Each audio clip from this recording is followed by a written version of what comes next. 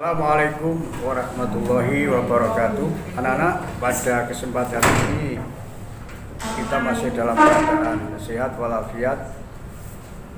Pada kesempatan ini kami melanjutkan pembelajaran Al-Islam dengan materi Al-Quran pada bab kedua. Judulnya adalah menghargai pendapat orang lain dengan berpikir demokratis. Untuk itu, sebelum saya menjelaskan tentang bab ini, mari pembelajaran ini sekarang dengan membaca Bismillahirrahmanirrahim. Baca Al-Quran Surat An-Nahl ayat yang ke-125. A'udzu billahi minasyaitonir rajim. Ud'u ila sabili rabbika bil hikmati wal mau'izatil hasanah wajadilhum billati hiya ahsan inna rabbaka huwa a'lamu biman dhalla an sabilihi wa huwa a'lamu bil muhtadin. Serulah manusia kepada jalan Tuhanmu dengan hikmah dan pelajaran yang baik, dan bantalah mereka dengan cara yang baik. Sesungguhnya Tuhanmu dialah yang lebih mengetahui tentang siapa yang tersesat dari jalannya, dan dialah yang lebih mengetahui orang-orang yang mendapat petunjuk. Nah, sekarang mari kita telaah ayat ini, bahwa tujuan akhir dari pelaksanaan dakwah adalah terwujudnya semangat untuk mengamalkan agama secara total di muka bumi ini. Untuk itu Allah Subhanahu wa ta'ala memerintah Rasulullah SAW dan kita yang melakukan dakwah untuk menggunakan cara dan metode yang terbaik dan menarik perhatian. Ayat ini memberikan 3 macam metode dalam berdakwah, yaitu al-hikmah, al-mau'idah, dan al-mujadalah. Al-hikmah adalah pengetahuan yang mendalam tentang kandungan Al-Quran dan As-Sunnah serta dalil-dalil yang kuat.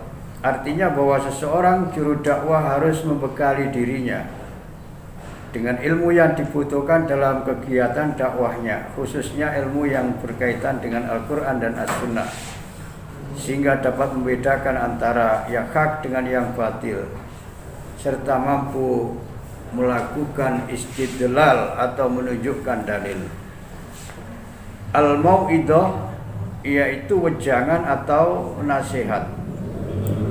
Menurut beberapa ahli tafsir, yang dimaksud dengan al-mau'idah di sini tidak hanya sekedar nasihat, tetapi nasihat atau wejangan yang mengandung unsur ancaman. Artinya bahwa seorang juru dakwah pada kesempatan tertentu harus mampu menyampaikan pesan-pesan Al-Quran, meskipun yang disampaikan adalah sebuah ancaman Allah Subhanahu wa ta'ala, disampaikan dengan cara yang halus, menarik, dan menyentuh. Pada kondisi tertentu dalam melaksanakan dakwah dibutuhkan al-mujadalah. Artinya adalah bahwa seseorang juru dakwah beradu argumentasi dengan lawannya, masing-masing menyampaikan pandangan hidupnya sesuai dengan dalil yang dimilikinya. Yaitu perlu diperhatikan oleh setiap dai adalah bahwa al-mujadalah ini merupakan salah satu bentuk al-jihad bil ilmi wal lisan, jihad dengan ilmu dan lisan. Maka harus dilakukan dengan cara yang baik, ungkapan yang halus sopan, tidak menggunakan suara yang keras, apalagi membentak.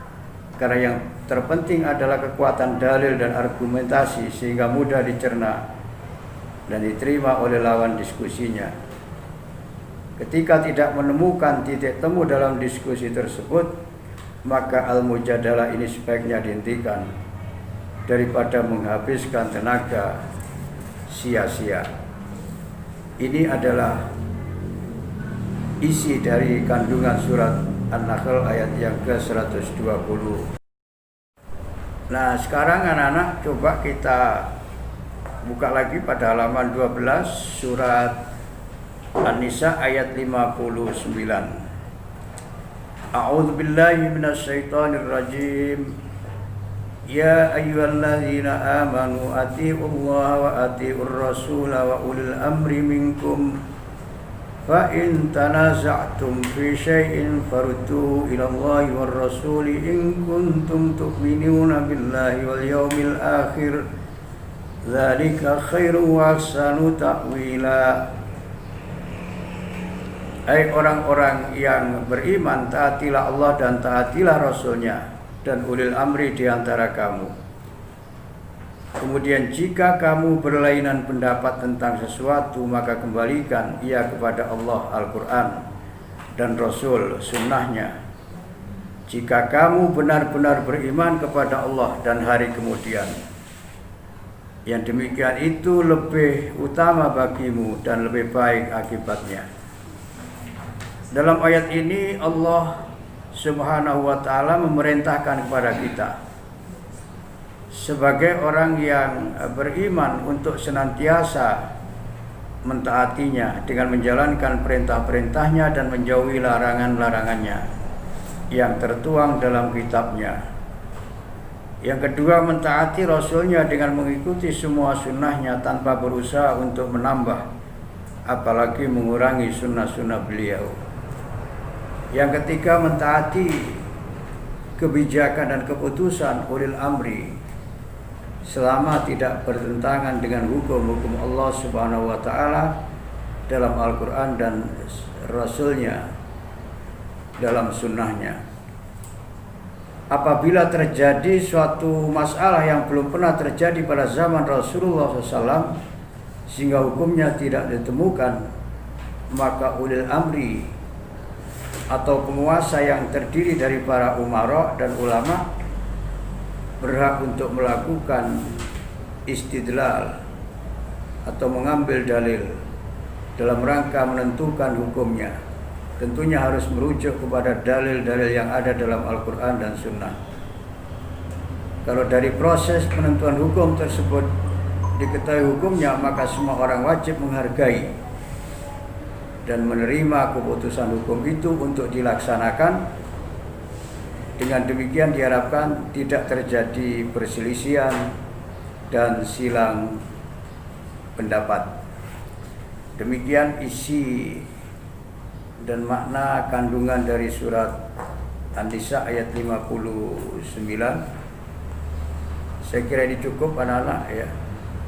Dan mari pembelajaran ini kita akhiri dengan ucapan Assalamualaikum warahmatullahi wabarakatuh.